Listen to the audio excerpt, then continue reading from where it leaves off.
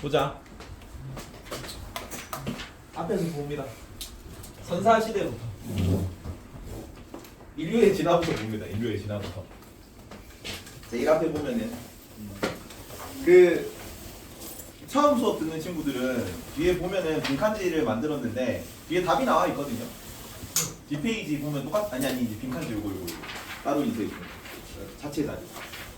뒤에 답이 똑같이 있는데 공부를 할 때는 요거 보고 공부를 하면 되고 수업 때는 여기 번호 적으면서 따라가거든요. 그래서 테스트는 어떻게 보냐면 다음 주에 똑같이 내줄 거야. 똑같이 내주는데 외워가지고 여기 있는 빈칸을 그대로 채워 넣으면 됩니다. 다음 주에. 그래서 빈칸 반타작 못하면 서서 수업 듣는다. 외워오란 얘기야. 외워와야 돼요. 이거 역사는 어차피 암기 못하면 다 죽어요. 사회는 개념 자체가 양이 많진 않아. 그래서 개념을 꼬아서 낸단 말이야. 학습 그래서 조금 약간 머리가 타고나야 되는 부분이 있어요. 국어를 잘해야 사회를 잘합니다. 근데 역사는 알면은 틀리고 알면은 맞추고 모르면 틀리고 그냥 끝납니다 그냥. 그래서 여기는 암기 비중이 더 높고 엉덩이로 공부하는 파트예요. 엉덩이로. 그래서 물리적으로 시간이 부족할 거예요. 너네 시험 기간에 막 벼락치기 하려면은 둘 다 벼락치기가 되는 과목이긴 한데 그래서 미리 해놓습니다. 미리 외울 거예요. 자, 인류 진화 제일 처음에 나오는 거 무슨 인종이라 그래요? 우리가 뭐에서 진화했어? 원숭이. 원숭이 그 원숭이를 뭐라 그랬냐면 오스트랄로 침팬치 그런 데서 진화한 거 맞아요. 오스트랄로피테쿠스라고 들어봤니? 네. 오스트랄로피테쿠스. 오스트랄로 요 뜻이 이성만 닮은 거. 남쪽이라는 뜻입니다. 남방의 원숭이인데 어디의 남쪽이냐면 유럽의 남쪽이야. 그래서 인류가 처음에 어디서 처음 인류라는 그 인종이 나왔는지 아냐 혹시? 아프리카에서 나왔어. 아프리카가 어디 있어요? 해잖아 우리 민소라. 아프리카 위치가 어디야? 어느 대륙의 남쪽에 있니? 여기요. 유럽 대륙 남쪽에 있잖아. 근데 이런 인류학 같은 거 선사시대 학문 같은 걸 발전시킨 애들이 주로 서양 학문 발전시킨 애들이 유럽인들이거든요. 그래서 걔네들 위치에서 남쪽에 남방의 원숭이라는 뜻입니다. 그래서 오스트랄로피테쿠스. 저 1번이에요. 1번입니다. 밑에 1번 여기다가 빈칸에다가 적으세요. 이제. 적으면 따라오라고. 1번에 오스트랄로피테쿠스. 왜 얘를 선사시대 인류의 최초 조상으로 보냐면 2번이 직립보행입니다. 직립보행. 뜻이 뭡니까? 직립 뜻이 뭐야? 이족보행이야. 이족보행. 직접 곧게 직접적으로 섰다는 얘기죠. 설립자를 씁니다. 그래서 예전에는 원숭이들이 나무에 있다가 요 오스트랄로피테쿠스까지는 그 원숭이 그냥 진짜 원숭이였어요. 그래서 아프리카에 사는 나무 위에 사는 그 네 발 이렇게 해가지고 막 사는 그 사족 보행하는 원숭이였단 말이야. 근데 이제 오스트랄로피테쿠스 나오기 얼마 전쯤에 전 세계 기후 변화 때문에 식량이 좀 부족해져요. 식물들이 다 말라가가지고 내려와서 육식하는 거를 막 찾던 시기야 그때가. 그래가지고 바닥으로 내려오고 직립보행하고 오래 걸어 다녀야 되잖아. 나무에만 매달려 있다가. 그래서 두 발로 서게 된 최초 인류입니다. 그래서 우리 인류의 최초 조상으로 봐요. 2번이 직립보행이고 간단한 도구를 사용한다. 3번이 도구입니다. 도구 사용. 도구를 제작한 건 아닙니다. 제작은 밑에 호모 하빌리스가 제작할 거예요. 그리고 4번 어디냐면 아프리카에서 최초 등장했습니다. 4번이 아프리카. 최초 인류, 우리 최초 인류고 이게 첫 번째. 모든 인류의 공통 조상입니다. 그리고 두 번째가 호모 하빌리스라는 인종인데 이 단어를 너네가 알고 있다. 초등학교 단어죠. 뭐예요? 할 수 있다. 그렇지. 어원이 같아. 하빌리스에서 H 떨어져 나가지고 이렇게 쓰거든요. 에이블이라는 뜻입니다. 능력 있는 사람이라는 뜻이야. 하빌리스. 뭘 쓸 수 있냐? 도구를 만들 수 있어요. 이전에는 도구를 그냥 떨어져 있는 거 막 있는 도구를 그냥 사용한 건데 처음으로 만들 수 있는 능력이 생긴 거예요. 그래서 하빌리스라고 이름을 붙였습니다. 얘네가 도구를 제작해서 사용했다는 두 개를 뭐 있든가 뭐 이렇게 깎아서 만들든가 이런 흔적들이 있어. 하빌리스입니다. 5번이 하빌리스. 손재주가 있는 사람, 요 에이블이라는 뜻에서 온 겁니다. 250만 년 최초 6번은 도구 제작. 도구 사용이 아니다. 사용은 누구였어? 오스트랄로피테쿠스고 처음에 나온 거. 여기는 도구 제작입니다. 몇 개 더 있어. 여기가 안 어려워요. 안 어려운데 낯설죠 처음이라서. 하다 보면은 여기 어려운 내용 아닙니다. 거의 다 맞추는 파트야. 그다음에 7번이 호모 에렉투스라고 쓰세요. 에렉투스. 이 단어가 뭐니? 그거 다일렉트. 고든, 지시하다 이런 뜻이야. 렉트라는 뜻의 어근이 스트레이트라는 뜻입니다. 그리고 이렉트 뜻은 뭐냐면 일으켜 세우다는 뜻이야. 이가 EX를 뜻입니다. 밖으로 곱게 하다라는 뜻입니다. 에렉투스라는 뜻은. 그러니까 이전에는 좀 부정하게 이렇게 서져 있었다고. 근데 이제는 본격적으로 완전 곧선 사람입니다. 그래서 곧선 사람으로 번역해요. 에렉투스는. 이렉트 밖으로 곧게 세우다고 곧선 사람으로 돼 있지. 에렉투스. 그래서 여기부터 이전까지 원숭이에요. 그냥 원숭이야 원숭이. 이때부터 완전한 직립 보행하고 골반이 좁아지고 털이 빠져. 지금 우리가 알고 있는 여기가 거의 무슨 이렇게 대격변하던 시기입니다. 요까지는 그냥 원숭이에요. 생긴 거 보면 원숭이처럼 생겼어.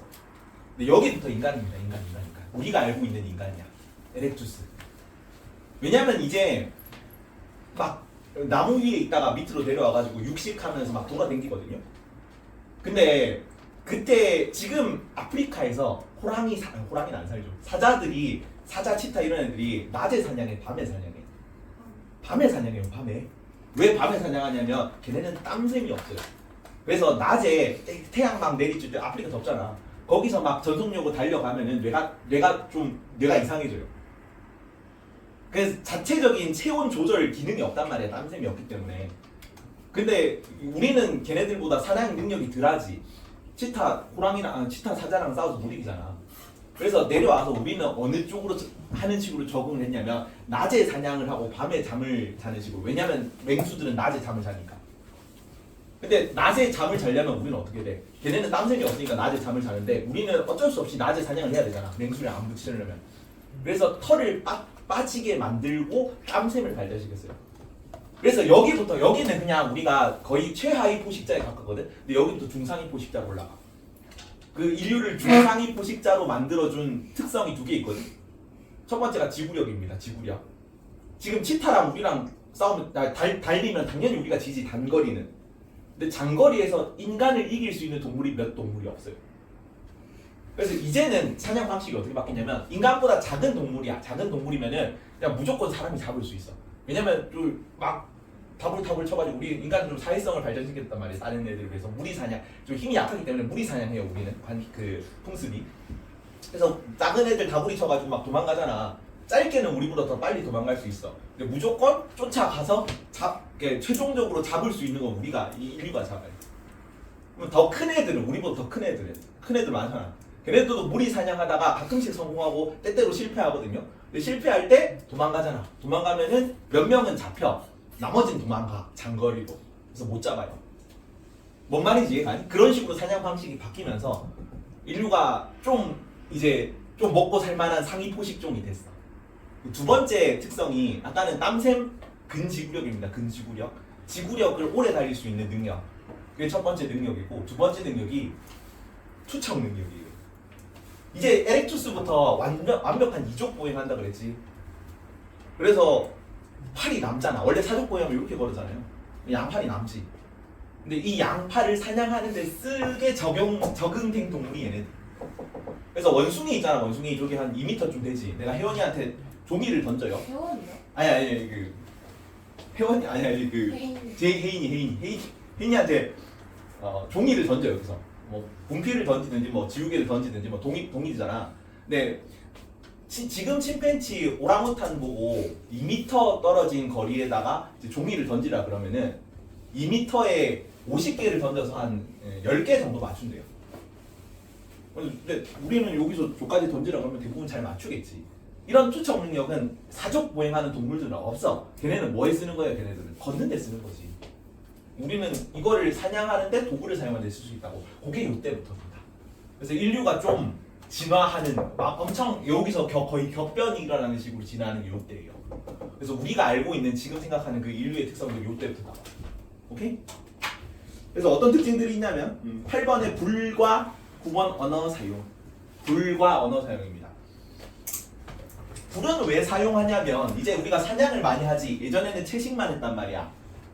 에렉투스부터 불과 언어 사용인데 사냥을 많이 하게 되니까 대형동물 잡으려고 같이 이게 의사소통, 사회성 이런 게 중요하니까 언어 같은 게 발달하는 거고 그리고 이제 육식동물을 많이 잡을 거예요.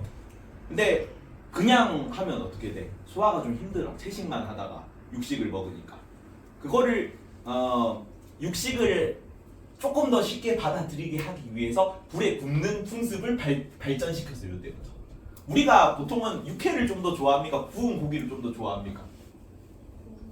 구운 고기를 조금 더 좋아하거든요. 일반적으로 사람들이. 왜 그러냐면 그게 더 에너지를 섭취하기 편해. 우리가 그걸 맛있다고 느끼는 거는 그게 우리의 생존에 유리하기 때문에 우리 유전자가 거기에 끌려서 그렇게 된 거예요.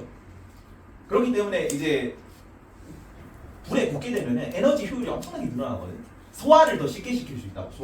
소화를 더 쉽게 시킬 수 있으니까 이제 뇌에 갈 수 있는 에너지도 늘어나는 거예요. 그래서 언어 사용 이런 게 일반적이게 됩니다. 이때부터 거의 우리가 알고 있는 인간 모습이 맞춰졌다고 생각하면 돼요. 그리고 10번 유럽, 아시아까지 확산됐다. 유럽, 아시아까지 처음으로 건너간 인종. 오스트랄로피테쿠스 처음에 어디 나왔다고? 최초 인류는? 아프리카에 있었어. 아프리카. 근데 지금 이제 땀샘 발달해서 지구력 이런 거 막 늘어났다 그랬지. 오래 걸을 수 있단 말이야. 오래 걸어가지고 먹고 살 수 있을 만한 데까지 계속 걸어간 거예요. 그래서 유럽, 아시아까지 전파됐어요. 에렉투스 때. 다 일반적 이게 약간 다 일관성이 있어. 이 불이나 언어나 이런 거 다 털 빠지고 직립보행하고 뭐 골반 발달하고 그 지구력이 얻게 되면서 사냥 능력이 발전하면서 그게 다 일관된 맥락으로 생겨난 특성들입니다. 그렇죠. 사냥도 잘하게 되고 그러니까 오래 걸을 수 있게 되고 그러니까 불 같은 거 해가지고 에너지도 많이 섭취하게 되고 그러면 이제 뇌로 많이 가니까 언어도 발전하게 되고 이렇게 됐다고. 외워야 된다. 내용이 좀 많니? 외우는 게 문제가 아니야. 외우는 게 문제가 아니라 뭐 일단 다음 시간까지만 외우면 돼요. 목요일까지만. 그리고 호모 네안데르탈렌시스 네안데르탈인입니다. 네르탈. 이 탈은 독일어로 계곡이란 뜻이야. 그래서 네안데르탈이란 뜻은 네안더 계곡에서 발견된 사람이란 뜻입니다. 아프리카에서 우리가 처음 출발했잖아요. 아프리카에서. 그래서 처음 아프리카가 위에가 좀 춥죠. 유럽이. 아프리카보다 당연히 유럽 지역이 추울 거 아니야. 그래서 유럽 지역의 추운 지역에 좀 살기 힘든 지역에 처음으로 적응한 애들입니다. 네안데르탈 애들. 어떤 게 발견되냐면 시체 매장 풍습이 처음으로 발견됐어요. 에렉투스 다음에 그 베르겐시스인이라고 공통 조상이 있거든. 걔에서 먼저 위로 올라간 애들이 네안데르탈인이 된 거고, 그다음에 늦게 내려간 애들이 호모 사피엔스 현생 인류 조상입니다. 얘네가 된 겁니다. 그래서 얘네는 좀 추운 환경에 일찍 적응해가지고 몸 덩치 크고 힘 세고 그 에너지 소비 효율 에너지 소비 많이 하고 막 그런 캐릭터들이야. 네안데르탈인은 우리가 알고 있는 게 있잖아요. 야만인 같은 그런 캐릭터들입니다.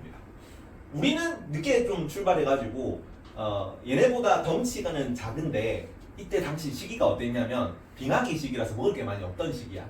먹을 게 많이 없었기 때문에 우리는 에너지를 적게 소비해도 되잖아. 우리가 생존에 조금 더 유리해서 최종적으로 살아남았다고 그래요.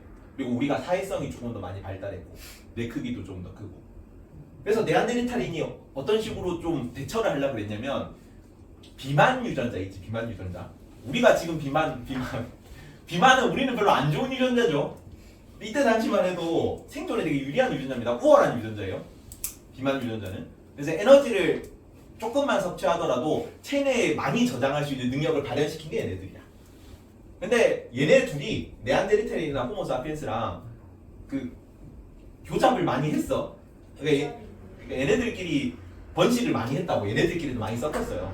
그래서 요 비만 유전자가 원래 네안데르탈인들 건데 우리한테도 넘어왔어요. 그래서 에너지 우리가 좀 더 크게 덩치가 작기 때문에 에너지를 좀 덜 소비했다 그랬잖아. 거기다가 에너지 저장 능력까지 얻게 되니까 우리가 최종적으로 현생 인류가 승자가 된 걸로 분석을 하고 있어. 근데 어떻게 그렇게 되는 게 뭐 그렇게 될 수도 있지. 주문하면 사람 장난이 좋으시는 거 자, 호모 사피엔스는 호모 사피엔스 14번 호모 사피엔스고요. 호모 사피엔스 현생 인류입니다. 네? 14번 현생 인류. 현생 인류. 오늘날 살아가고 있는 우리의 직접 조상이에요. 그리고 정교한 석기. 그리고 동굴벽화 같은 걸 만들었어요.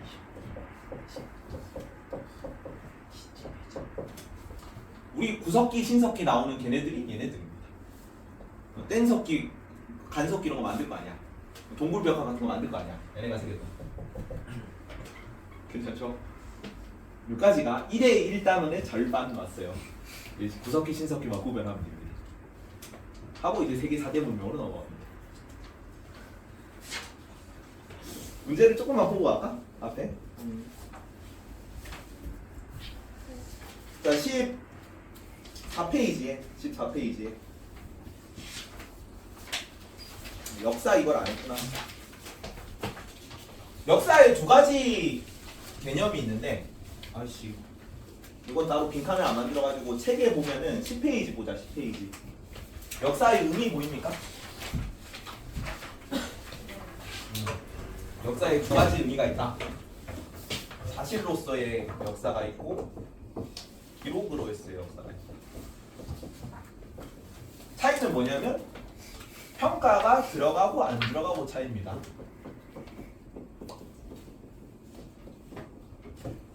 세종대왕이 한글을 만들었어. 역사 사실로서의 역사입니까? 기록으로서의 역사입니까? 사실로서의 역사입니다. 만든 것 자체는 사실로서의 역사지. 있었던 현실 그 자체는 사실로서의 역사로 다뤄요. 기록으로의 역사는 뭐냐면 그거를 누군가가 어떤 의미를 담아서 평가를 하고 기록을 하면 기록으로의 역사가 돼요. 세종대왕이 한글을 만들었다니 개쩐다. 기록으로서의 역사는 사실로서의 역사야. 사실 기록으로서의 역사지. 개쩐다는 평가가 들어갔잖아. 개쩐다고 평가할 거 아니야. 사실로서의 역사는 있었던 거 그 자체, 현상 그 자체. 근데 그거를 누군가가 기록을 할 거 아니야. 세종대왕이 역사를 만들었다. 개쩐다. 이렇게. 근데 적을 때 역사가 이 주관이 들어가요. 일반적으로. 그 역사가가 있었던 모든 사건들을 다 기록에 넣지 않아. 그렇죠? 뭘 역사에서 이제 역사서에 기록을 하겠니? 자기가 생각하기에 중요한 사건. 이해가? 있었던 모든 사건 그 자체는 그냥 사실로서의 역사인데 그거를 다 기록하면은 그 책이 뭐 그지? 그래서 평가의 의미가 들어갑니다. 그래서 이 평가가 들어간다 정도 말입니다. 역사 연구 방법에 사료라는 단어만 알아두세요. 사료. 옛사람들이 남긴 흔적이 사료입니다. 여기는 역사서 말고도 유물 같은 것도 사료에 들어가요. 유물. 구석기, 뗀석기, 무덤, 양식 이런 거.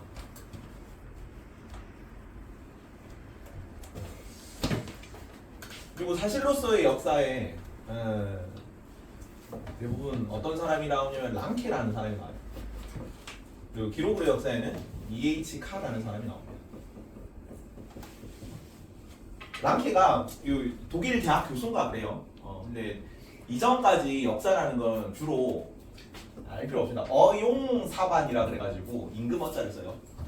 그러니까 정치 체제를 정당화하는 왕의 권위를 높이기 위한 우리 왕들이 이렇게 개쩐 조선왕조 실력이 좀 그렇잖아. 우리 왕이 이렇게 개쩝니다. 이런 업적이 있습니다를 선전하는 용도로 역사가 쓰였어. 그걸 비판한 사람입니다. 처음으로. 역사는 현실 그 자체로 말하게 해야 된다라고 얘기를 했던 사람. 그냥 평가 내리지 말고. 근데 이제 그거를 이제 비판하면서 이걸 좀 근대식이라 가지고 오래되다 보니까 아니 역사가 어떤 사건을 선정해가지고 적는 것 자체가 역사가 평가가 들어간 거 아니야? 그래서 요 단어만 좀 알아둬라. 역사는 현실과 과거의 끊임없는 대화이다.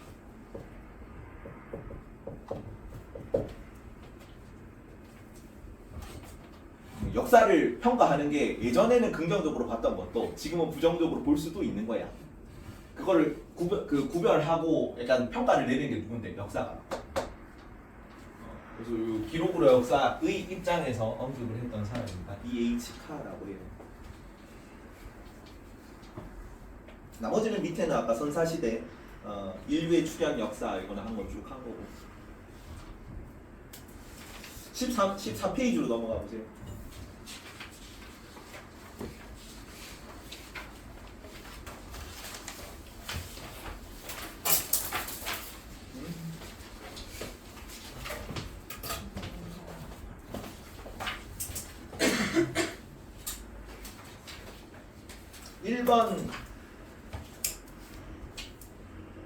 (1번) 4번 풀어봐요. 1번 4번 1번 4번만 풀어보세요. 1분.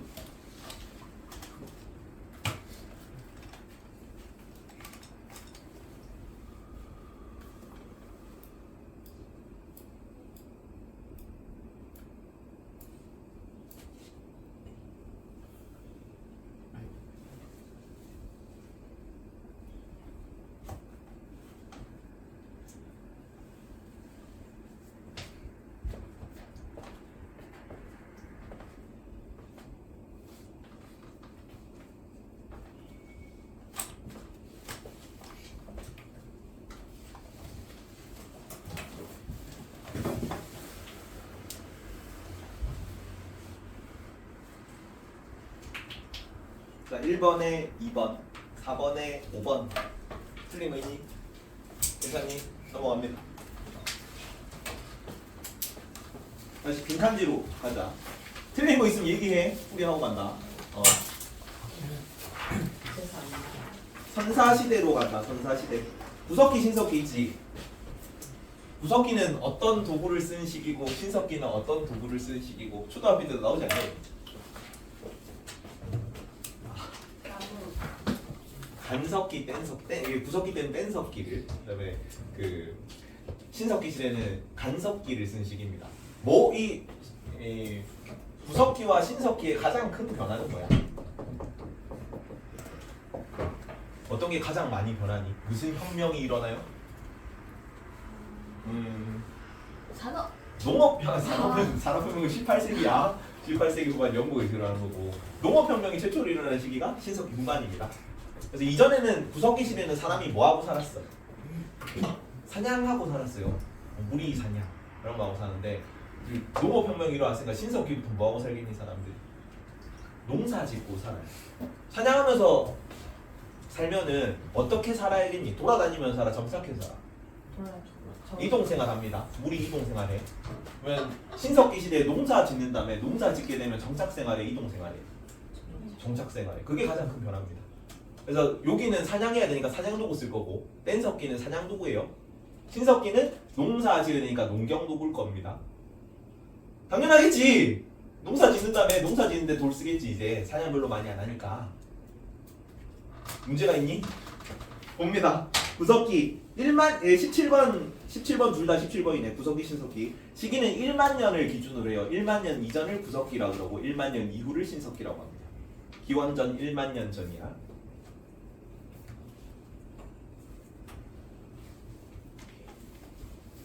그리고 구석기는 아까 사냥해야 되니까 뭐 한다고 했어? 18번에 이동생활이라고 써주세요. 이동생활.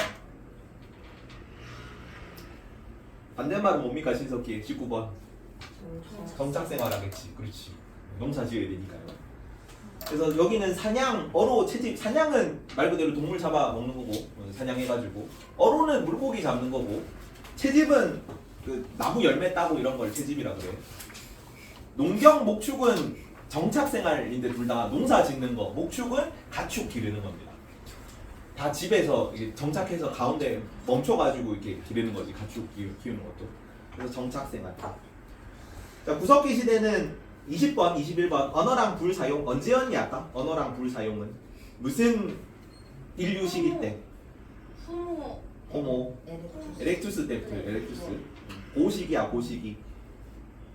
호모 에렉투스 때 이후로 쭉 언어 불 사용한 거. 언어 불 사용했고요.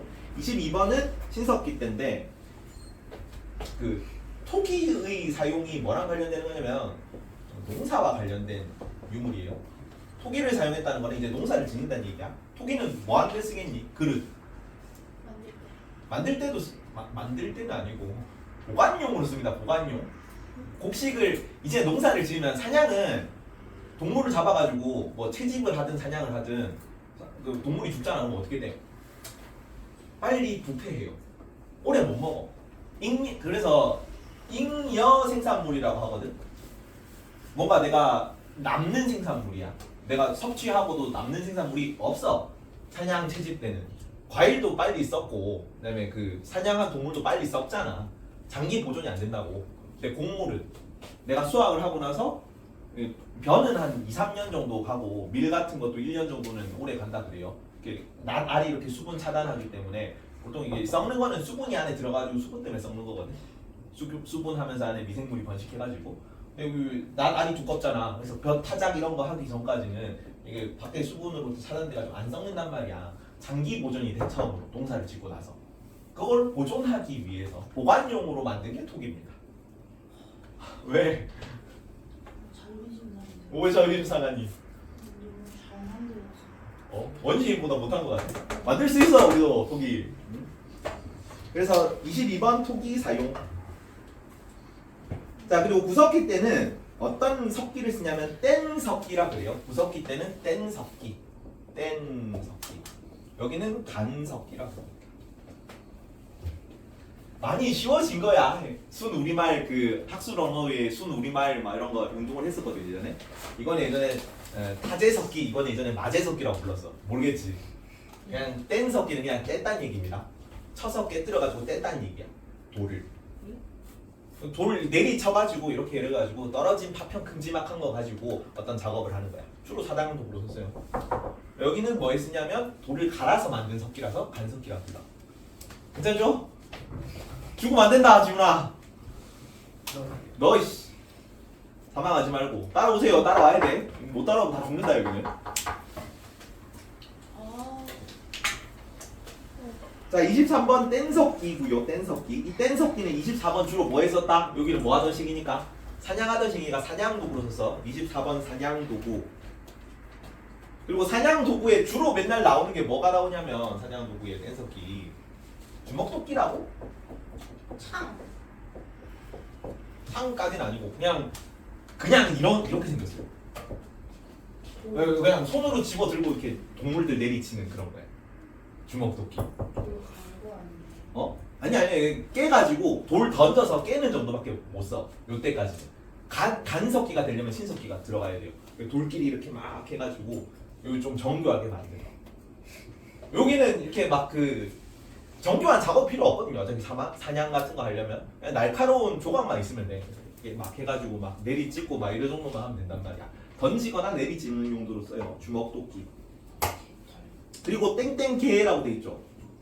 땡땡개. 긁게, 밀게 땡땡개라고 붙은 게 가장 기초적인 형태거든요. 우리 베는 걸 뭐라 그래? 베는 거 잘 때 베개라 그러잖아. 지우는 걸 뭐라 그래? 지우개. 긁는 거 긁게. 미는 거 밀게. 그래서 아주 기초적인 형태라 가지고 그냥 뭐뭐개라고 붙은 단어들이 있으면 뗀석기식이다 정도만 알아둬라. 그렇게까지 자세히는 안 나올 겁니다. 26번에 뼈도구 26번 뼈도구. 여기는 뼈도구가 나오고 여기는 뼈바늘이 나옵니다.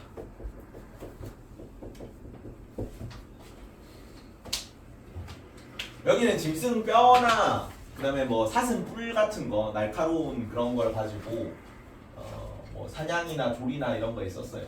뼈도구. 여기 뼈 바늘은 뭐냐면 조금 이따 나오겠지만은 옷 만드는 데 쓰는 겁니다. 가락바퀴랑 뼈바늘이라고 해요. 그래서 실 같은 거 어디서 이렇게 빙글빙글 돌려가지고 섬유에서 실을 뽑아내거든. 빙글빙글 돌리면서 나뭇잎이나 뭐 이렇게 목화솜이나 이런 거. 그래서 그거 이게 빙글빙글 돌리는 거에 축 역할을 하는 그걸 뼈바늘.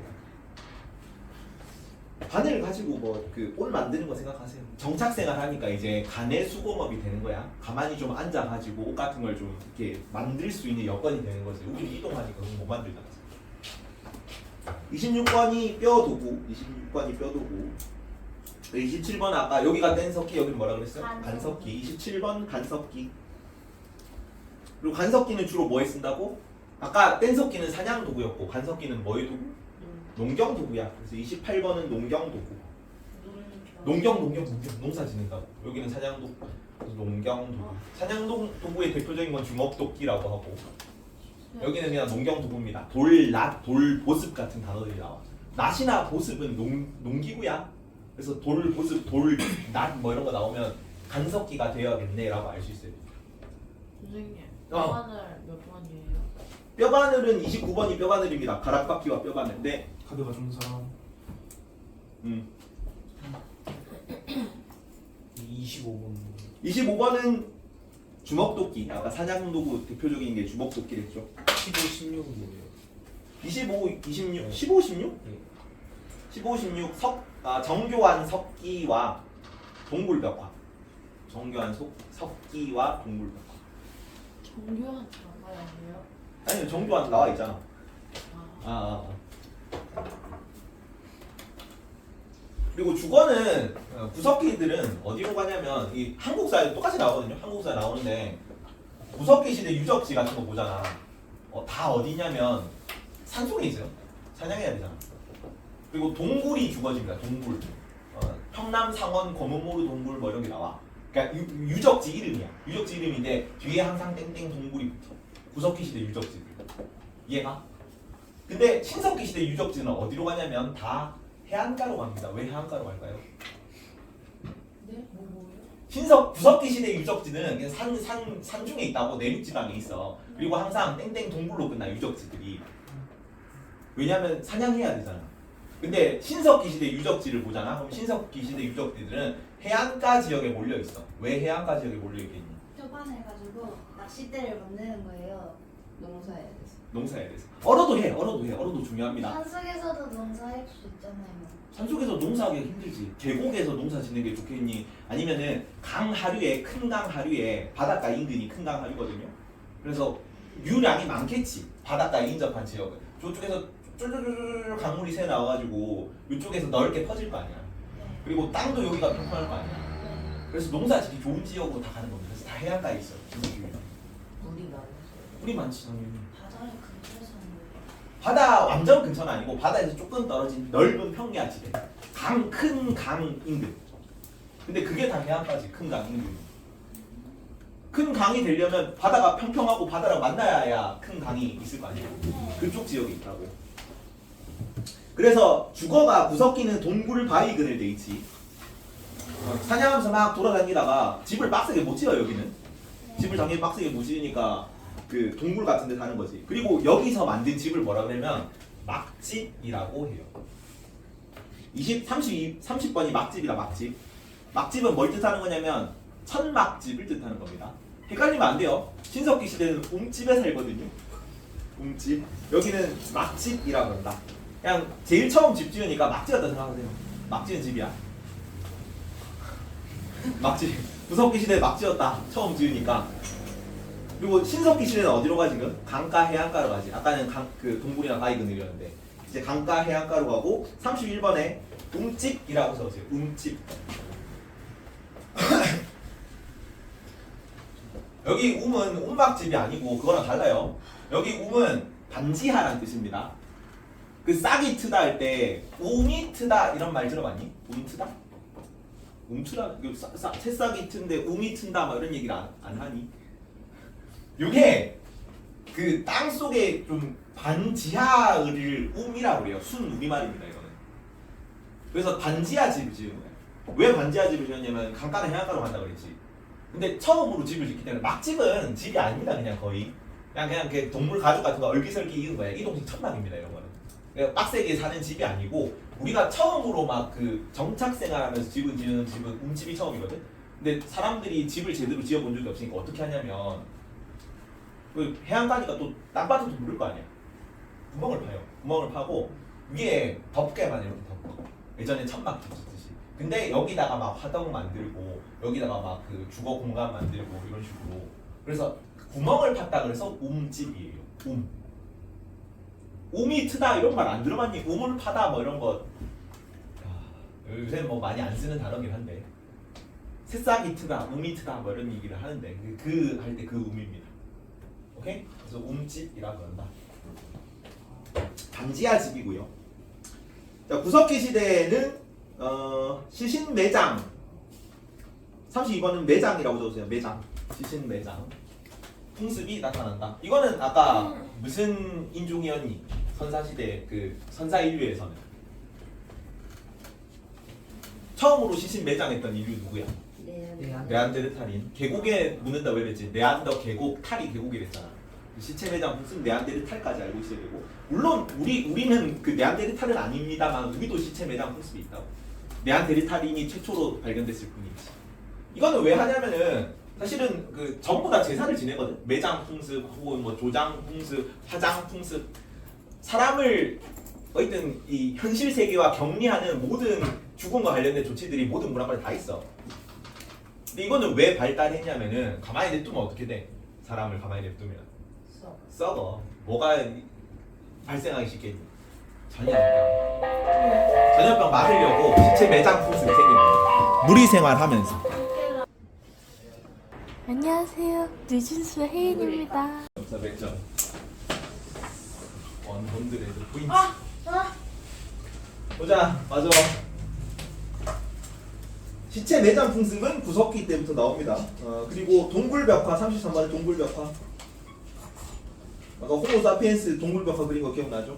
33번은 네. 33번 동굴벽화. 대표적으로 라스코 동굴벽화가 나와요. 그림은 그냥 동굴벽화 나오면은 구석기 찍으면 됩니다. 그렇게까지 안 어려워. 신석기는 요거 외우세요. 에토샤거든요. 에토샤. 애니미즘인데 여기다가 올이라고 적으세요. 올 애니미즘이야. 그다음에 토에다가 특 토테미즘이라고 적으세요. 그다음에 신샤머니즘이라고 적으십시오. 34번이 애니미즘인데 자연숭배 옆에다가 올이라고 써놔라. 34번 애니미즘 적으세요. 34번 애니미즘. 여기는 토테미즘. 여기는 샤머니즘입니다. 그리고 그 뭐 자연숭배 특정 대상 무당 옆에다가 올, 특, 신 이렇게 적어놔.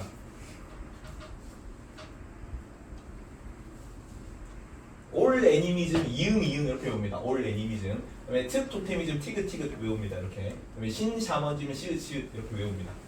뭐냐? 시읒.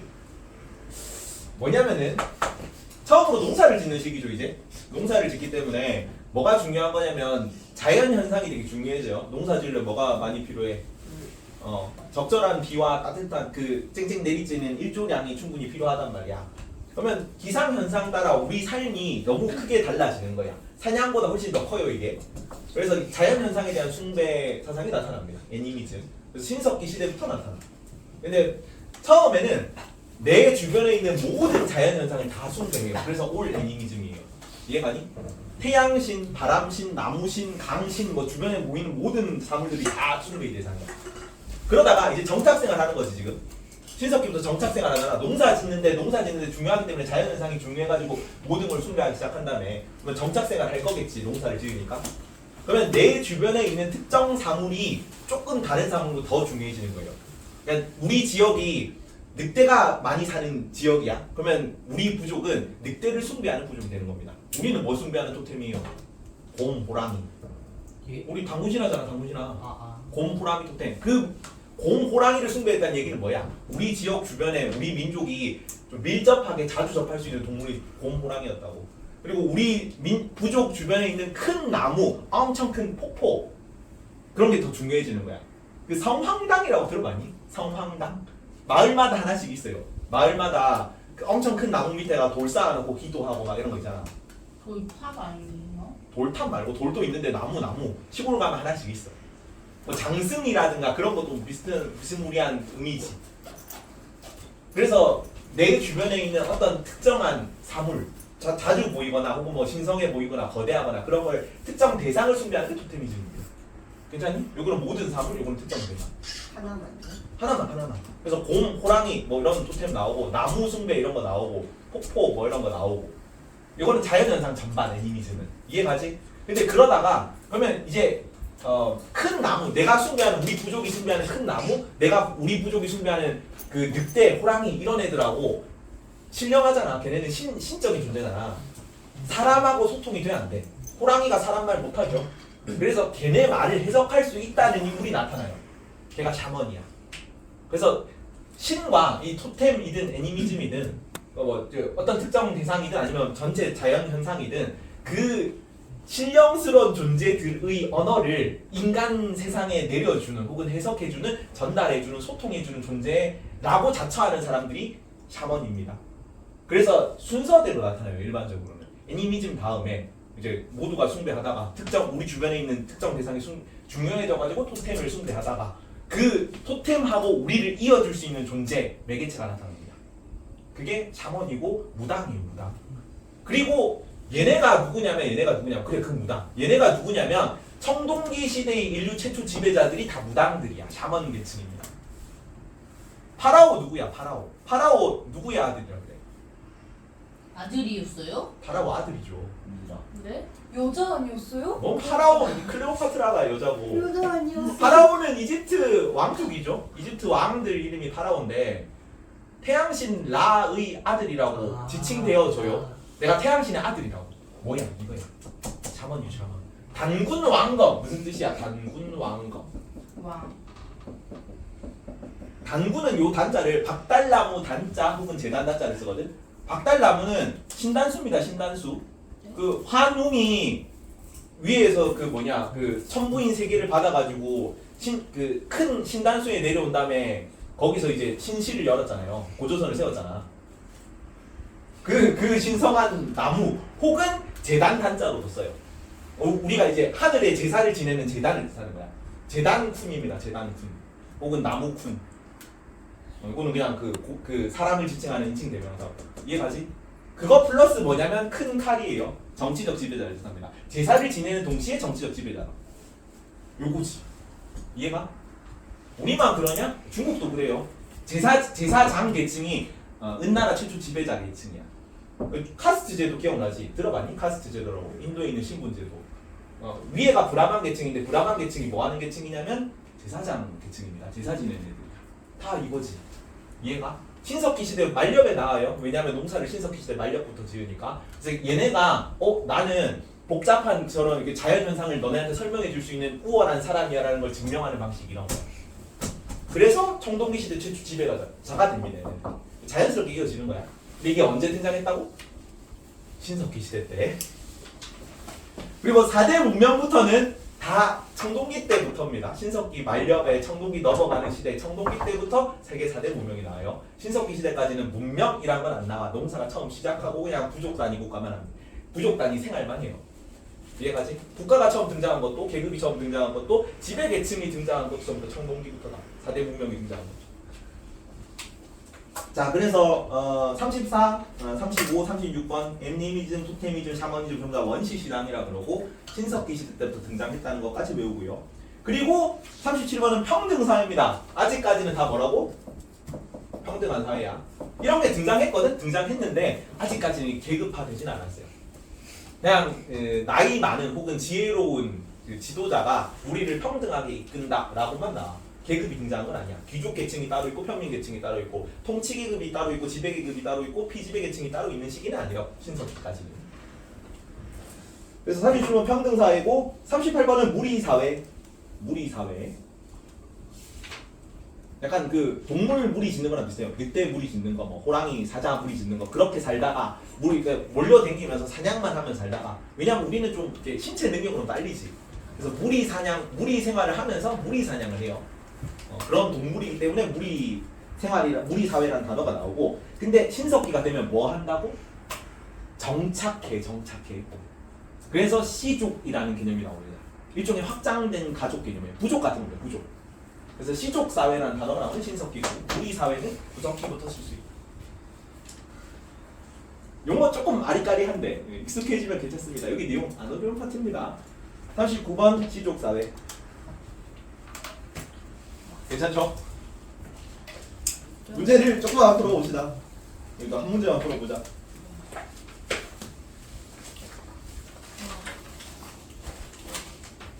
짠. 15페이지에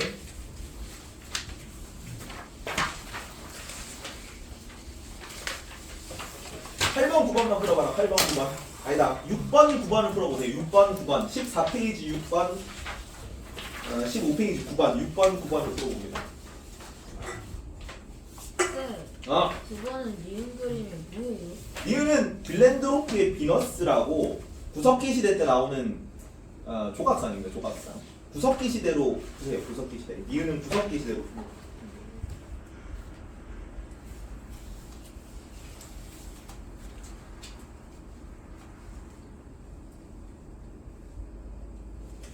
조금 자세히 나오는데 기억은 적어라.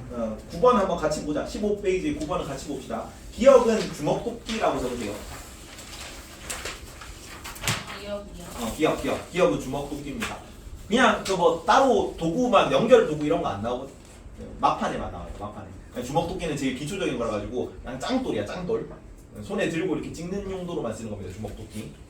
첫 번째 주먹도끼고 니은은 빌랜도르프의 비너스라고 구석기 시대 예술 활동으로 나와.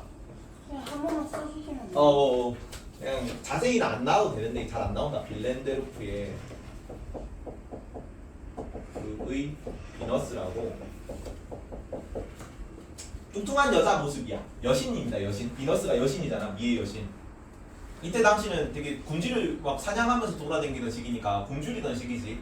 뚱뚱한 이렇게 많이 이렇게 영양분을 많이 섭취할 수 있는 걸 기원하는 의미를 가지고 있어요.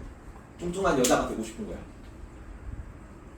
빌랜드로프 이것은 구석기 시대, 구석기 시대. 그리고 디귿은 뭐겠니? 디귿. 어? 토기, 토기, 토기, 토기. 뭐에 쓴다고? 그거 보관용으로, 곡식 저장용으로 씁니다. 언제부터겠니 그럼? 그거 신석기 시대부터. 네? 신석기 시대부터 농사를 짓는다 그랬잖아. 맞네. 맞네. 리을은 뭐냐면 리을이 가락바퀴입니다. 가락바퀴. 아까 뭐랑 세트로 요리했어? 가락바퀴가 뼈바늘이랑 같이 세트로 요리했죠. 뼈바늘, 가락바퀴 뼈바늘. 그래서 여기다가 그 뼈바늘을 위에서 이렇게 돌리면서 실을 뽑는 거야. 실 이러면 이제 뭐 나뭇잎이든 뭐 누에든 뭐 목화 솜이든 그렇게 해가지고 빙글빙글빙글 돌리면서 실이 이렇게 좀 꼬여서 들어오거든요. 거기 돌리는 용도입니다. 밑에 받침. 가락바퀴. 그래서 디귿 리을이 신석기 시대입니다. 니은이 내가 설명을 따로 안 했는데 니은은 뭐 구석기 시대 그냥 조각상 기원 주술품 뭐 이 정도로 알면 된다. 6번은 풀었니? 6번 풀어보세요. 1번 30초 줄게. 6번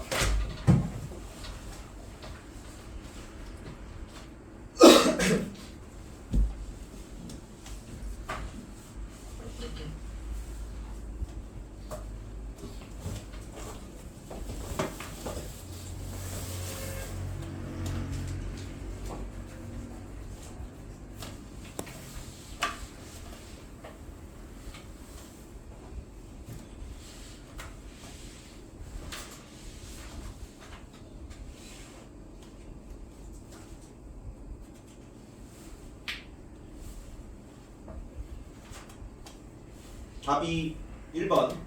틀린 사람 없죠? 그리고 4번에 보면은 조개 껍데기 있지. 조개 껍데기. 조개가 어쩌고저쩌고 나오면 무조건 신석기입니다. 조개가 나오면 무조건 신석기야. 아까 가락, 바퀴, 뼈, 바늘 이런 거, 조개 껍데기, 가면 이런 거 신석기 키워드인데 왜 조개가 나오면 신석기겠니? 해안. 그치? 오, 해안가로 갔잖아. 뭐지로 농사지으로. 구석기 시대까지는 어로 활동이 없어. 어로 활동. 수렵 채집 정도만 합니다. 물고기를 그러니까 조개를 볼 수가 없잖아. 구석기 시대는. 그래서 신석기 시대 키워드 중 하나가 조개입니다. 조개. 조개 무덤 같은 거 나와요. 다시 돌아가서 이제 4대 문명으로 간다. 본격적인 세계사의 시작.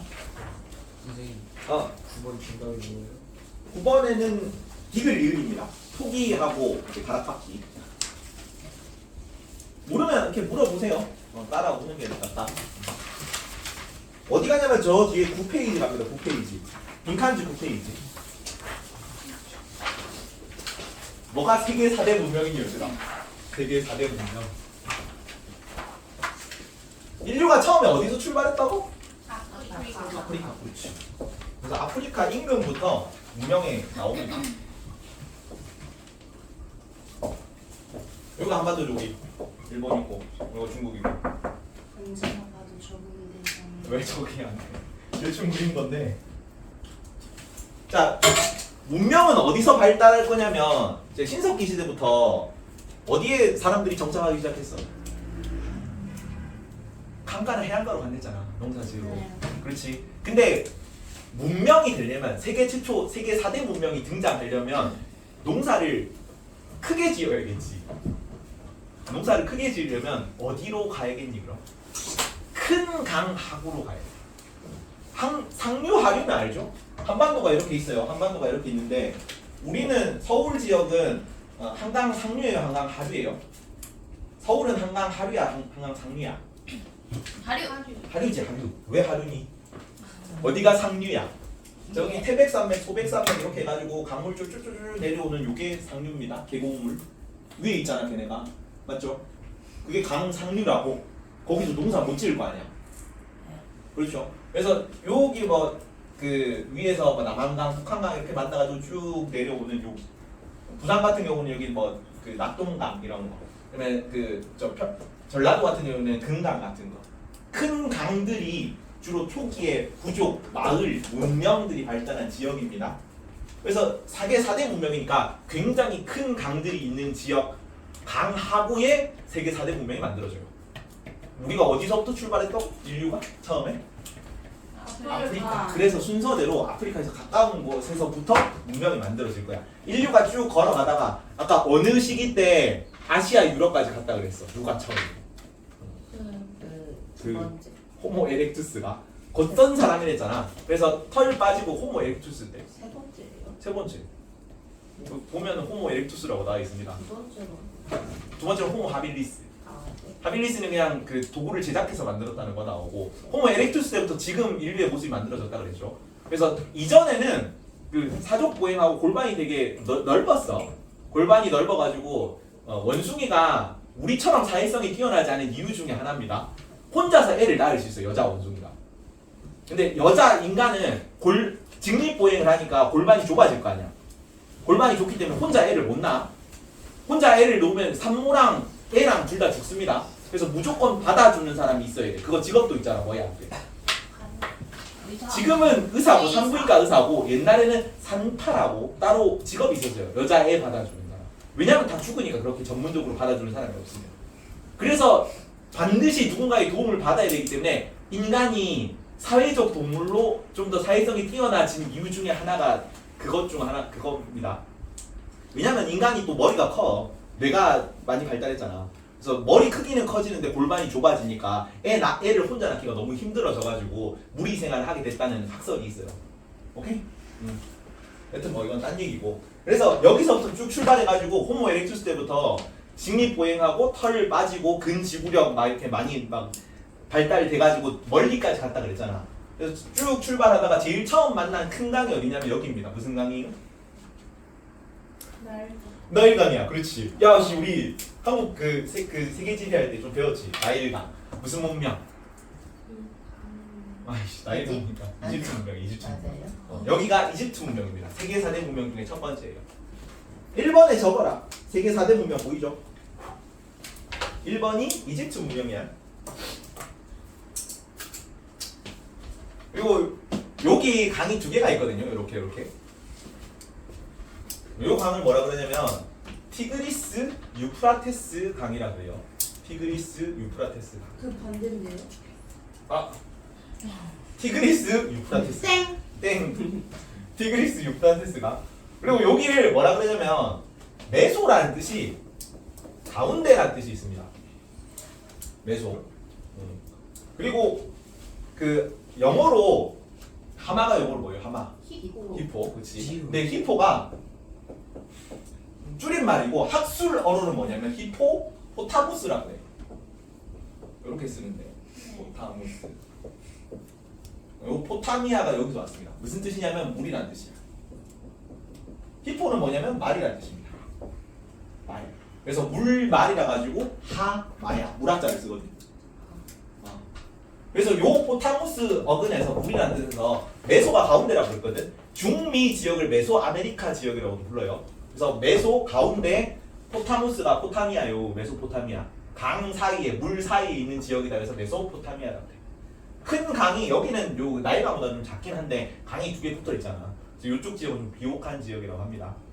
그래서 여기 티그리스 유프라테스 강 인근을 메소포타미아 문명이라고 해요. 메소포타미아. 2번 적으세요. 메소포타미아 문명입니다.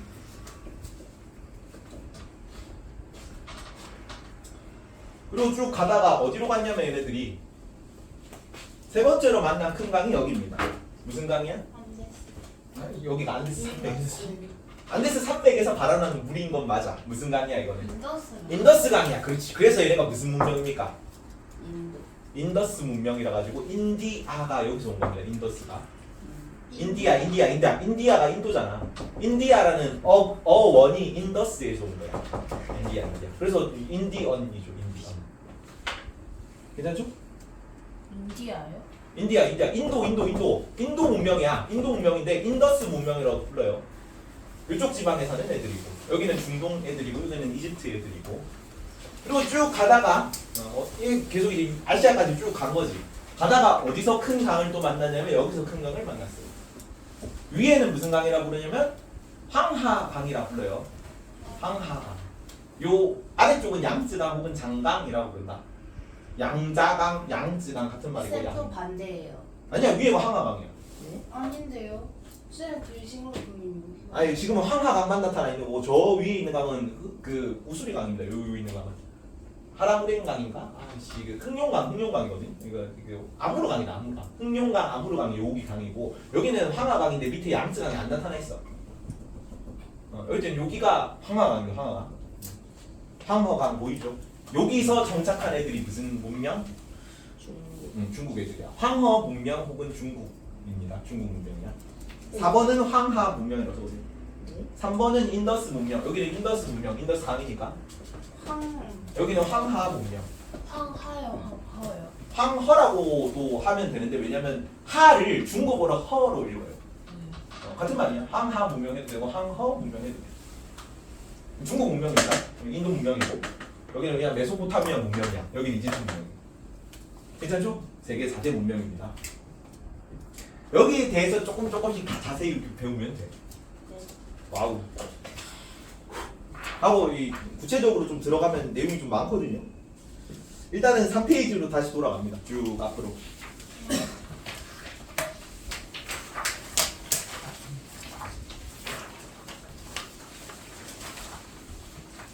자, 처음에 문명 발생한 지역이 어느 지역이라고? 아니. 그 4대 문명이 발생한 지역들이 다 공통점이 뭐라고? 강. 큰 강 유역이야. 1번이 큰 강입니다. 큰 강 하류예요. 구체적으로는. 하류가 돼야 이게 땅이 평평하고 물 양이 많아지겠지. 그래서 큰 강 유역에서 이거는 단어가 좀 어려운데 관계농업이라고 해요. 관계. 이 단어는 여기밖에 안 써. 약간 사양로로사 이런 거. 포도거든요. 그 포도라는 단어 한자를 포도에밖에 안 써. 그래서 포도 이렇게 따로 설명할 수 있는 한자가 없어요. 여기도 관계라는 단어가 물될 관자에 물될 괴자거든요. 여기만 써요. 하여튼 물을 끌어다 쓴다는 뜻입니다. 둘 다. 그러니까 딴 데서 자 강이 있으니까 물은 많잖아. 여기 좀 강 주변에 넓은 평야 지역이 있을 거 아니야. 여기서 뭐 땅을 아래쪽으로 파든 좀 높은 지역에서 물을 끌어오든 지하수를 땡기든 이렇게 해가지고 물을 농경지에 끌어다 쓰는 방법이 관계농업이에요. 저게 그 사막 지역에서. 오 맞아. 지하수를 끌어다 쓰는 방법으로 관계농업 배웠지 그때 그 단어가. 오아시스 농업이랑 똑같은 거예요. 아니 오아시스 농업 하는데 오아시스 농업 주변에서 그 오아시스는 여기잖아. 물이 한정돼 있죠. 네. 물이 한정돼 있는 거를 농경지는 내가 짓고 싶은 데랑 농경지랑 아예 붙어 있을 수는 없잖아. 이 주변에서는 뭐 사람들이 다 농사 짓고 하는데 농사 짓고 싶어 하니까 이 주변에 땅이 없겠지. 내가 땅 농사 짓고 싶은 요 지역에 여기 오아시스 물을 끌어다 쓰거나 혹은 지금은 건조 기후 때는 전부 다 증발량이 더 많기 때문에 물이 다 날아가는데 지하수는 태양빛을 안 받으니까 안 날아가잖아. 그 지하수 같은 걸 어떻게 끌어가지고 내 농경지에 물을 공급하면은 전부 다 관계농업이야. 그러니까 수원이랑 강 바로 옆에 있는 농경지가 아니면 전부 다 관계농업이야. 괜찮지? 그래서 관계농업이 발달합니다. 인공적으로 물을 끌어와 농경지에 공급한다고 돼 있죠. 그게 관계라는 뜻입니다. 이번에 관계 적으세요. 관계 단어를 외워야 된다. 처음 듣는 단어잖아. 단어가 어려워. 관계농업. 그래서 큰 강 유역이니까 물이 많고 물 많은 거를 끌어다 이렇게 공급할 수만 있으면은 생산량이 늘어나겠지. 그러면 잉여 생산물도 늘어나고 그럼 뭐가 발생하냐면 잉여 생산물은 남는 생산물이에요. 남는 생산물이 있으면 가진 사람하고 못 가진 사람이 나뉠 거 아니야. 남는 생산물을 가진 사람은 뭐가 되고 지배계급이 되고 안 가진 사람들은 이제 피지배계급이 되는 거지. 그래서 3번이 계급 발생. 그리고 정복 전쟁이 발생합니다. 정동 무기가 사용돼요. 정동 무기는 아무나 못 가지. 철제 무기는 나중에 철기 시대가 도래하게 되면 대부분의 일반 병사들이 다 철제 무기를 가지고 다니거든. 근데 청동은 1000도씨 이상 올릴 수 있으면 청동 만들 수 있어요. 근데 철기는 1500도 이상 온도를 올릴 수 있어서 철을 만들 수 있거든. 근데 여기는 1500도씨 올릴 수 있는 기술만 있으면 널린 게 철이야. 재료는 쉽게 구할 수 있어. 그래서 다 철제 무기, 철제 농기구를 사용할 수 있는데 요때는 온도를 1000도씩 올릴 수 있는 기술이 돼도 재료가 없어요. 구리랑 주석을 합금해서 청동을 만들거든요. 그러니까 청동을 쉽게 만들 수 있는 재료가 많이 부족하기 때문에 누구만 가지냐면 지배계급만 가지. 그러면 전투력도 차이가 날 거 아니야. 돌 가지고 돌 무기 대부분은 돌 무기 가지고 싸우는데 해봤자 뭐 좀 뼈 좀 부러지고 살 좀 터지고 막 이런 느낌이란 말이야. 근데 청동은 딱 되면 어떻게 돼? 피가 막 이렇게 팔이 잘리고 피가 나고 막 이렇게 하면 완전 위력이 다를 거 아니야. 나의 무력 막 이러면 이제 지배력을 내 권위를 세우는 용도로 쓸 수 있겠지. 청동 무기입니다. 4번은 정동 무기. 그래서 정복 전쟁 왜 뭐 보니? 3번은 계급이 발생한다. 누구 뭘 가진 계급이랑 잉여 생산물을 가진 계급 걔네가 뭐가 되냐면 청동 무기를 사용할 수 있는 계급이야. 계급이 발생해서 그렇기 때문에 뭐가 형성되냐면 도시가 형성돼요. 도시. 아까 신석기 시대까지는 무슨 사회라고? 시족 사회. 농경사회지. 농경사회니까 농사 짓다 보니까 주변에 가치 확대된 시족 개념이 발달하거든. 그 시족끼리 전쟁을 해서 정복 전쟁을 하는 거죠. 내가 통합해가지고 큰 어떤 공동체 같은 걸 해. 초기의 국가 형태는 도시국가 형태거든요. 이때부터 국가가 나와요. 여기 도시인데 이 도시가 나중에 국가로 변할 겁니다. 도시 형성. 5번에 도시 형성. 부족과 통합으로 나오지. 주로 정복 전쟁을 통해서. 왜? 잉여 생산물이 있으니까 내거 남의 거 뺏을 수 있는 힘이 있으면 뺏고 싶을 거란 말이야. 그거 이제 훔쳐가고 그걸 위해서 이제 청동 무기 같은 거 만들고 그러다 보니까 이제 도시 같은 거 만들어지고 이게 국가로 발전할 거야. 이게 6번에 도시국가로 발전한다. 도시국가로 발전합니다. 도시가 5번은 도시고 6번은 도시국가고. 그래서 군사도 전문적인 전쟁을 위한 직업이 만들어질 거고 국가 조직 같은 것도 전개되고. 7번에는 문자 사용. 7번에 문자 사용. 행정 관료들이 행정 업무를 처리하면서 최초로 문자가 사용되거든요. 그 이집트인가 메소포타미아인가 최초로 만들어진 문자 기록이 남아 있어요. 세계 문자니까 메소포타미아인가. 여기 나와 있는 세계 최초 문자.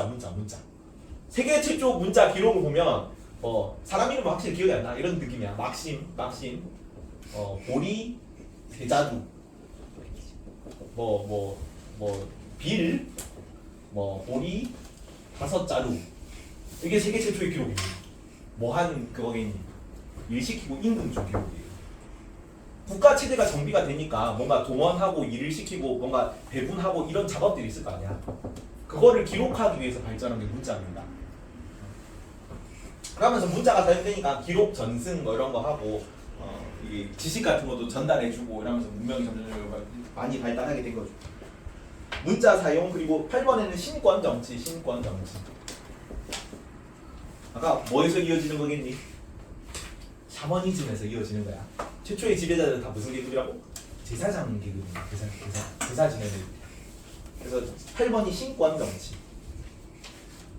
4대 문명 배웠다. 채워보자. 티그리스 유프라테스 강 어디? 9번에 뭐니? 메소포타미아 문명이야. 메소는 가운데란 뜻이었고 포타미아가 가운데, 그러니까 물이란 뜻이었죠. 물 가운데. 티그리스 유프라테스 강 사이를 뜻합니다. 메소포타미아요? 메소포타미아. 메소포타미아 문명 티그리스 유프라테스 강 인근입니다. 그다음에 10번은 나일 강인데 여기 무슨 문명? 이집트 문명. 좋아. 11번 인더스 강. 인도 문명 혹은 인더스 문명 둘 다 맞아요. 인도 문명, 인더스 문명.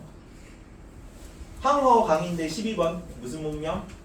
황허 문명 혹은 중국 문명 둘 다 맞습니다. 10번 나일 강이잖아. 무슨 문명? 나일 강 무슨 문명? 이집트 문명. 좋아. 11번 인더스 강 무슨 문명? 인더스 강이잖아. 11번 무슨 문명? 인더스 문명도 맞아. 인도 문명, 인더스 문명이야. 인더스 문명. 황허 문명은 황허 강은 중국 문명. 그렇지. 좋아요. 메소포타미아 문명으로 갑니다. 황호 문명 아니에요? 응? 중국이에요? 중국은 황허 문명이죠. 황허 문명이랑 중국 문명이랑 같은 말이야. 두 개는 같고 메소포타미아는 완전 다르죠. 티그리스 유프라테스 강인데. 황하 문명 아니에요? 같은 말이야, 같은 말. 황하는 한자로 읽은 거고 이거를 중국어로 읽으면 황허야. 중국어로 허라고 있습니다. 하를. 자, 메소포타미아 문명으로 간다. 13번에는 세계 최초 도시를 만든 민족이야. 메소포타미아 민족은 여기 위치가 봐봐. 아프리카에 출발했는데 되게 개방돼 있거든요. 이쪽 지역은. 나중에 좀 하겠지만 이집트는 되게 폐쇄적인 지역이라 그러고 여기는 되게 개방적인 지역이라 그럽니다. 여기는 민족이 엄청 많이 왔다 갔다 해요. 나라도 엄청 많이 만들어졌다 부서지고 만들어졌다 부서지고. 그래서 여기는 나라로 안 배워. 그냥 메소포타미아 문명으로 배웁니다. 나라가 엄청 민족도 엄청 많고 나라도 엄청 많거든요. 여기는 무슨 나라만 있어? 이집트. 여기는 폐쇄적이어서 다른 지역 침입을 많이 안 받았거든. 여기는 개방적이기 때문에 엄청 민족도 많고 부족도 많고 국가도 많고. 그래서 그 처음으로 도시를 만들었던 민족 이름이 13번에 수메르인들입니다. 수메르인이라고 쓰세요. 13번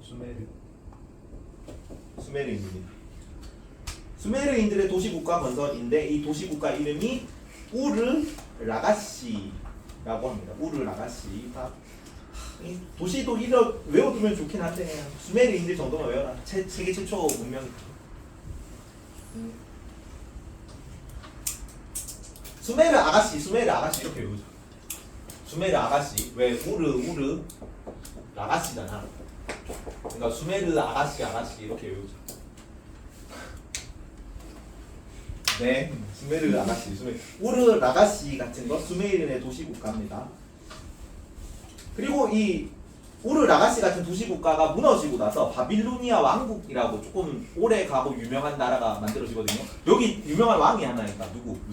무슨 법전이 하나 있다. 무슨 법전? 함무라비 법전 여기서 나와요. 바빌로니아 왕국의 함무라비 대왕이 만든 법전입니다. 세계 최초의 법전이고 유명한 멘트가 있지. 눈에는 눈, 이에는 이가 이렇게 나와. 바빌로니아 왕국이고 이민족 침입으로 도시국가가 망했다. 망할 망자 알죠? 이거 망할 망자입니다. 망할 망자야. 이민족 침입으로 도시국가가 망해서 왜냐하면 14번에 개방적 지형이라고 적으세요. 미리 설명을 하자. 여기는 그냥 다 뚫려 있잖아. 보면 뚫려 있는 것 같지. 근데 왜 이집트는 폐쇄적이라고 하냐면 자 아래쪽은 뭐가 있냐면 아래쪽은 여기가 다 사하라 사막입니다. 여기 사막 기후였잖아. 배웠죠. 그래서 아래쪽은 사하라 사막이 있어가지고 아래쪽으로 침입은 없어요. 침입이 없어. 그리고 이쪽은 홍해입니다. 홍해. 바다가 막고 있어가지고 침입이 없어요. 그리고 여기도 여기 바다가 막고 있어요. 위에는 지중해라 가지고 위에도 바다가 막고 있어서 침입이 없어요. 그래서 어디만 침입할 수 있냐면 여기서만 침입할 수 있거든. 근데 여기는 큰 강이 많이 없어. 나중에 카르타고 정도 좀 큰 도시국가가 만들어질 건데 그거 말고는 이집트를 위협할 만한 큰 강을 지닌 지역이 없어. 그래서 여기는 침입을 많이 안 받고 그렇기 때문에 단일 왕조를 오래 쭉 지속됩니다.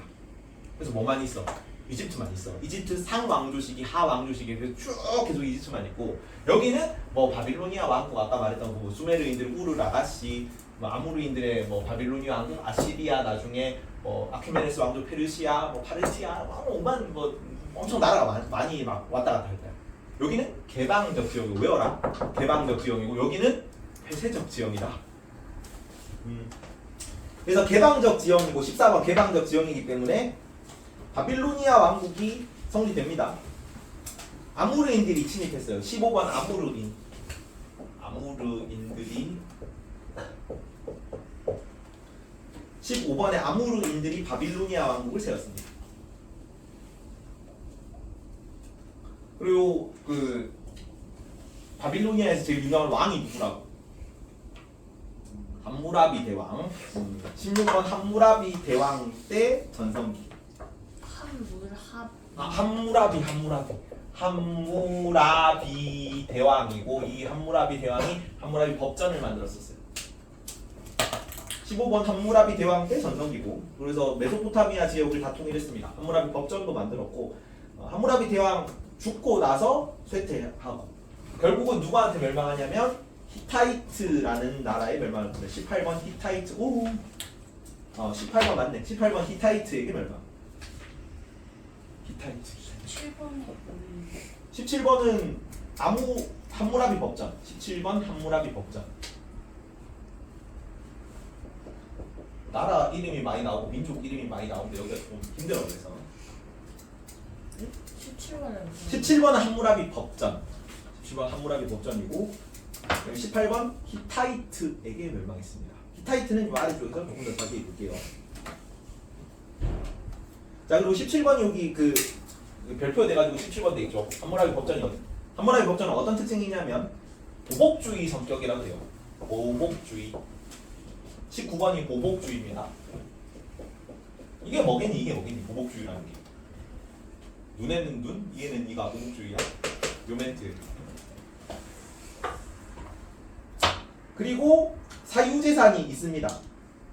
사유재산 뭐 눈을 누구에게 상처를 입히면은 뭐 은화 몇 립 혹은 뭐 쌀 몇 가마 뭐 이런 식으로 밀 몇 가마 이런 식으로 배상하게 하거든요.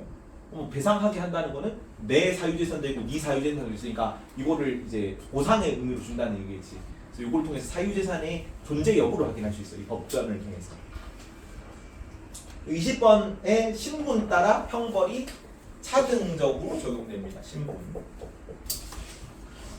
노예 계급이 있어. 노예 계급도 있고 여성이랑 남성도 차별하고요. 신분에 따라 귀족과 평민도 차별합니다. 그래서 똑같은 잘못을 저지르더라도 배상액의 차이가 있어요. 나오려나? 함무라비 법전 11페이지 봅니다. 그 한 끝 11페이지로.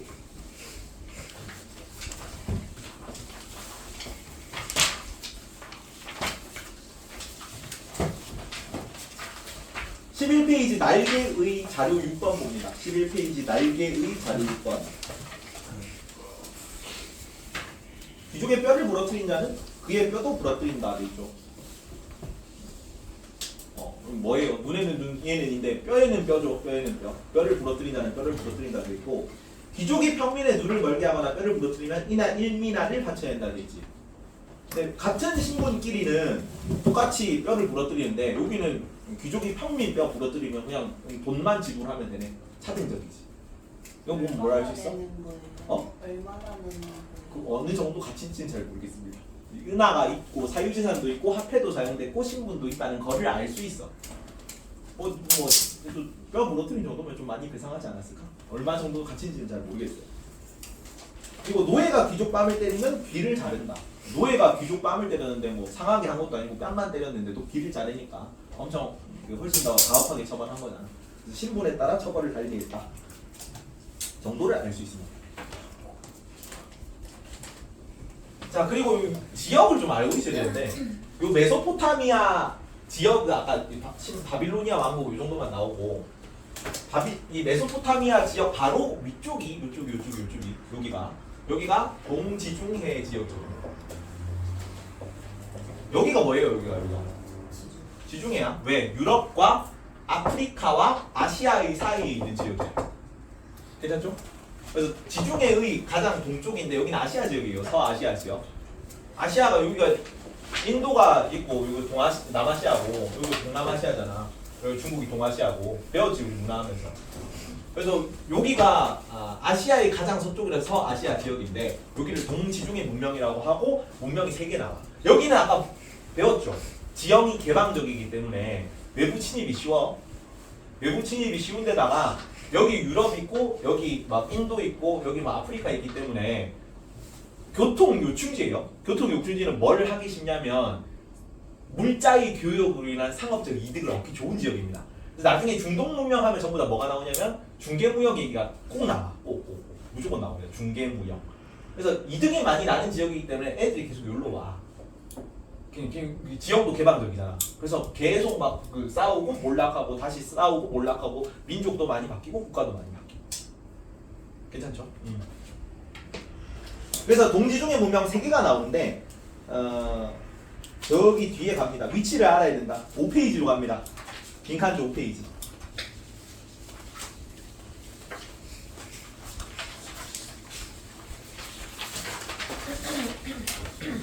5페이지에 1번이 가장 위쪽 지역이야. 위쪽 지역인데 여기가 지금 터키 있는 지역입니다. 아나톨리아 반도라고 해요. 아나톨리아 반도. 아나톨리아까지는 알 필요 없고 여기 누가 처음에 나왔냐면 히타이트라는 민족이 나왔습니다. 히타이트. 아까 누가 히타이트한테 멸망당했니? 바빌로니아 왕국 히타이트한테 멸망했다. 조금 자세히 나온 거긴 한데 이 정도는 뭐 좀 알고 있었으면 좋겠네. 히타이트 여기서 나오고 여기는 뭐가 있냐면 고원이에요. 고원. 그러니까 반도 지역은 뭐가 많아? 우리나라 반도잖아. 뭐가 많아요? 반도특. 맨날 얘기했잖아. 반도특. 산이 많다. 반도는 산이 많습니다. 그래서 여기 높은 산이 있기 때문에 철기를 아까 만들려면 몇 도 넘어야 된다 그랬어? 1500도 넘어야 돼. 근데 딴 지역은 평평한 지역은 바람이 불어도 그렇게 세게 안 불거든. 근데 여기 특정 계절의 특정 지역에서만 산을 넘어가지고 엄청 막 이렇게 넘어오면서 급격하게 부는 바람이 있대. 여기 높은 고원지대니까. 아니 반도잖아요 여기도. 그래서 높은 산이 있어가지고 특정 시기 특정 지역에서만 바람이 불기 때문에 이 부는 바람을 이용해가지고 막 불을 엄청 지펴가지고 온도를 높인 다음에 세계 최초로 철기를 썼던 민족이 얘네야. 그래서 바빌로니아 왕국이 엄청 큰 왕국이었는데 불구하고 얘네를 멸망시킨 겁니다. 괜찮죠? 그래서 좀 웃긴 게 얘네는 창세신이 보통은 태양신이거든요. 그러니까 세상을 만든 신이 혹은 최고신이 우리 환웅 말하는 거 하늘신이잖아. 하늘신. 환인 이런 거 하늘신 막 이렇게 내려오는 건데 그러면 다른 민족들에서 뭐 태양신 이런 신이 최고신이거든. 여기는 누구가 최고신이냐면 바람신이 최고신입니다. 요거 때문에 우리에게 철이라는 최첨단 무기를 만들어준 이 자비로운 바람을 내려준 최고신인 거지. 그렇습니다. 여튼 알 필요는 없고요. 그래서 1번이 히타이트고 히타이트에다가 옆에다가 여기 그 본문에는 적어놨는데 군인이라고 적었네. 군인. 혹은 뭐 가로하고 일진 적어도 일진. 어디에다가요? 여기 히타이트 그림에 1번이 히타이트라고 적어졌잖아. 1번 지역인데 여기가 군인 혹은 일진 애들입니다. 아까 뭐 가지고 있다고 그랬어요 내가? 이 바람을 가지고 철제 무기 처음 만든 애들이잖아. 다 패고 댕겨요 얘가. 초기 동지중해를 지배했던 민족입니다. 히타이트. 그리고 그 2번이 아래쪽에 페니키아라고 적으세요. 여기 있는 애들이거든. 2번이 뭐가 너무 번잡스럽네. 2번이 페니키아라는 민족입니다. 페니키아. 여기죠. 페니키아. 여기는 뭐라고 적냐면 상인이라고 적고 상인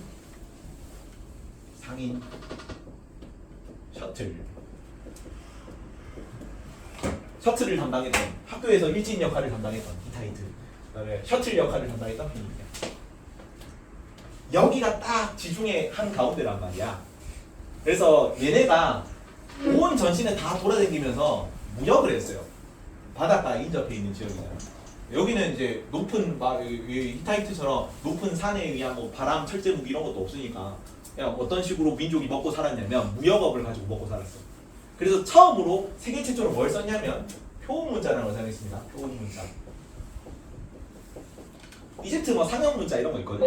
메소포타미아 세계 문자 이런 거 있거든. 근데 얘는 말소리 들리는 대로 언어를 쓰는 애들이 최초로 쓰는 애들이 얘네들. 괜찮지? 다음 시간에는 어디까지 숙제냐면